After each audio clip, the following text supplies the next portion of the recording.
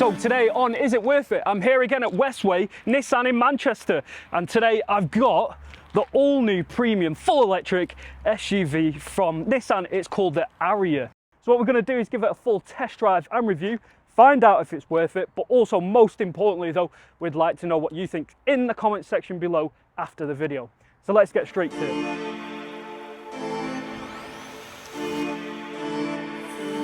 So the Nissan Ariya was first unveiled at the 2019 Tokyo Motor Show, and this was Nissan's first attempt to really go into the premium SUV electrified market. And do you know what? The concept car doesn't look too dissimilar to what it is now in the production model. And the name Ariya means in Sanskrit to be noble. So the Nissan Ariyas are all imported from Japan and they're built in the Tochigi plant there. So let's take a look at the front design on the Nissan Ariya. This is their new design language for the new electrified era. This is what sets it apart from anything else on the road, but also in Nissan's lineup. Sort of muscular, bulbous look of the car, and I like that. They've had a different take on the V-Motion grille.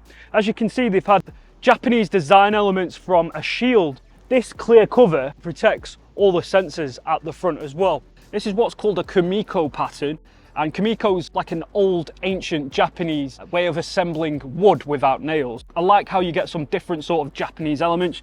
So you've got the piercing blade like cut out on the front here, really striking. And they are daytime running headlights as well. Also, you've got some side air intakes, and also you've got front splitters here, some air intakes that help just cool the battery as well. In some countries, you can actually get the Nissan badge to light up as well, but annoyingly, due to boring UK new laws, we're not able to do that, but in America you can. So the Ariya doesn't have a front boot space called a frunk. Usually you get them on electric cars, but you can't really fit much in there anyway. Instead, what they've done is they've actually given you more space in the cabin, and I'll show you that in a minute. So let's have a look at the side profile, and the concept design continues. You've got this piercing belt line that runs all the way from the front wheel arch to the back, and the body here just kind of folds in.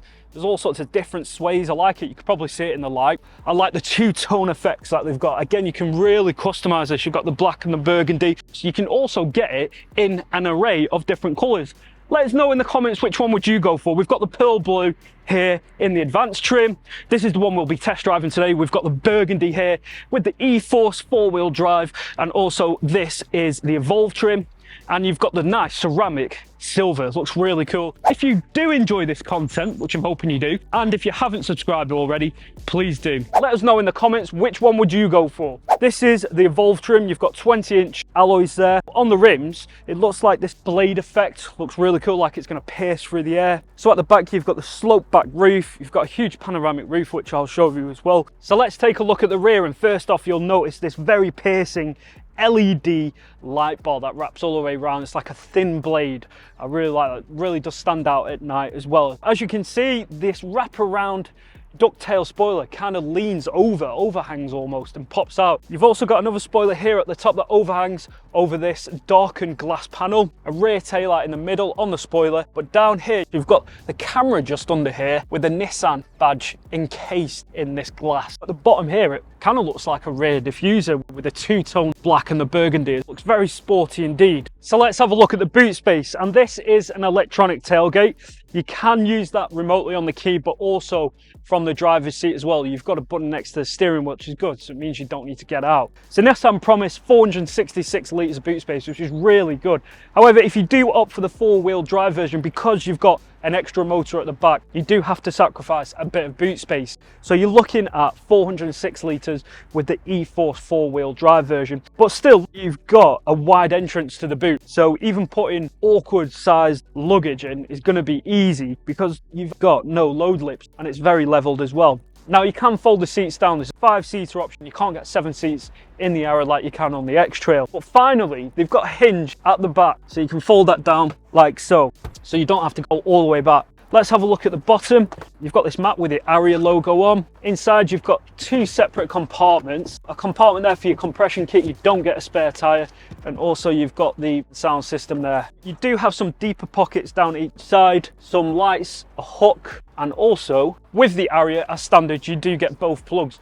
You get the DC charger and also the AC charger. The AC charger is more to do with your home appliance charger that you can use off a universal plug socket at home, but also the DC charger is where you can charge it at a service station or any mobile charging station. So what's the interior like inside? And the essence I'm getting straight away is sort of like a Japanese Zen garden type of theme. I like it. You've actually got 6 lotus flowers dotted around the interior of the car. I wonder if someone can let me know where they all are. I've managed to find 2. There's one in here, one down here. The Zen futuristic design continues around the cabin, but it's finished in this nice dark oak wooden effect, and it's quite soft and smooth to the touch. You've got this grilled Kamiko pattern that lights up. You've also got a thin LED strip for some ambient lighting that goes all the way around the cabin. It looks really cool at night. I also like the choice of colours and materials that Nissan have gone. So you've got this Alcantara all the way on the dash, and that just incorporates in with the screen as well, and the screen delves inwards and wraps around, so it looks really cool. 2 big 12-inch screens, very vibrant LCDs. So Nissan have gone futuristic in the way you interact with a car. So not only do you use haptic feedbacks, they also are luminescent as well, so these stay on during the day and also at night, but these work really well, and sometimes it just feels like you're touching a normal button. So on the touchscreen you can customize, you can even have heated seats and even cooled seats as well. That's dual aircon. You've got wireless Apple CarPlay, which pops up onto the system. You've also got Android Auto, but it's not wireless. You will have to connect a cable into that as well. Remember when I said you don't have a front boot? Look at the room you've got here. Remember, there's no transmission tunnel. It's a full electric car. Not only that though, you can electronically move the middle console back and forward, either to give more space for your passengers, which they probably won't need, and also a bit more space at the front as well. So you can really customize how much space you want in the front or back. I like that. This is cool as well. On the middle console, you've got, look at this, a secret compartment. It's pretty good actually. You can store quite a bit of stuff in there as well, and that closes back up. Down here you've got a USB Type-C and a normal standard USB 12-volt socket. 2 big cup holders in the middle, which you can close as well to keep everything nice and neat. Wireless charging capabilities, you just pop your phone in here. A panoramic roof which goes all the way back, and it's 2-step, you can move it, and also it opens up so you can pop your head out there as well. So what's the practicality like in the back? Well, first off, I've got loads of leg room, but the cool thing I mentioned before is if you are the middle passenger and you feel like you've got no room, you can actually move this all the way to the front position. Look at that, no transmission tunnel, loads of room there, nice flat floor, and obviously you can use the middle as an armrest, which is a fold out armrest, but the seats are very comfortable with the Alcantara material, just like the front. Even though you've got that sloped roof, you've got quite a lot of headroom actually. I'm just over 6'1", and yeah, feels really comfortable. I could definitely go long journeys in this car. It's quite impressive actually, but look how bright it is with that panoramic roof. You've got all the sunlight coming in here, so it's a nice big airy cabin. Getting in and out of the car is very easy, but you've got a handle there with a coat hook as well, and the handles are cool. They look like a polished aluminium with the blue stitching across here, just like the front with the Alcantara as well. Good sized door bin as well. You can put a huge bottle in there. You've got the Bose surround sound here with the ambient lighting as well. In the middle, you've got USB-C and a standard USB cable with heated seats as well. You can turn them on and off with dual aircon at the back as well. So let's take it for a spin.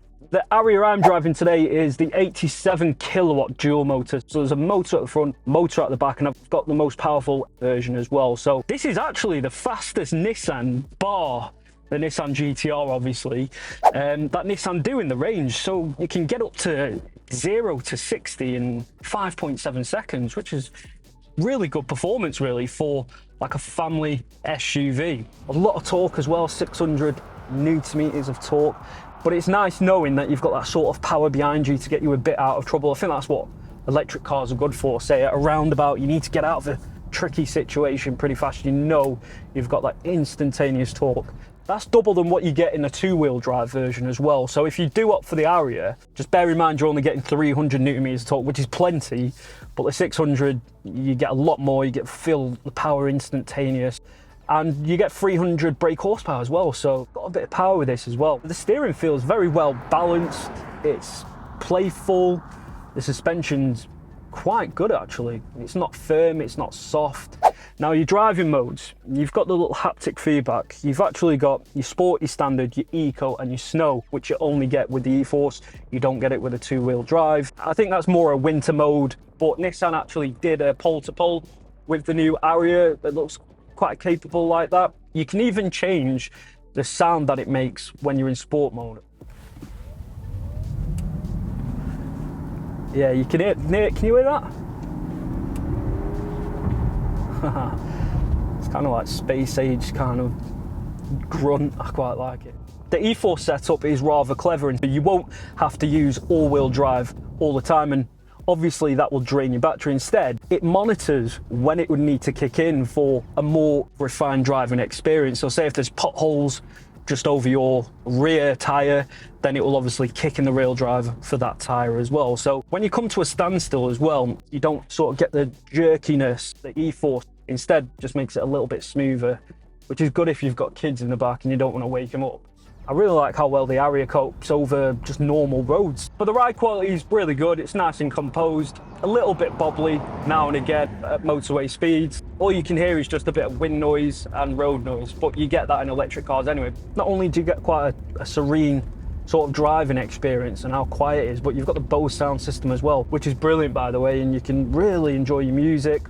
You've got your speedometer and you've got your charging meter on the side as well, and you can see how much charge you're giving back with the regenerative braking. You do have a digital mirror and you can also switch it back to analog, but sometimes when you're just focusing on the road and then look at the digital display, it's kind of in your face and it dazzles you a little bit. It can be a little annoying, so sometimes I'll just flip it back to analog. Connectivity is great, the heads-up display is nice and bright, and also I'll show you what it's like at night.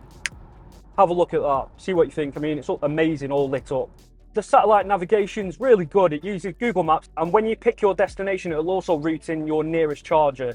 So let's wrap up this video review on the new 2023 Nissan Ariya. I love the way it drives, I love the way it looks, both inside and outside. There's lots of practicality as well. However though, what's more important is we'd like to know what you think. Do you think the Nissan Ariya is worth it? Let us know in the comment section below. A big shout out to Nissan Westway in Manchester for letting us review the Nissan Ariya. If you are interested and would like to know more, we'll leave a link in the description below. Hope you've enjoyed the video and hope to see you on the next one on Is It Worth It?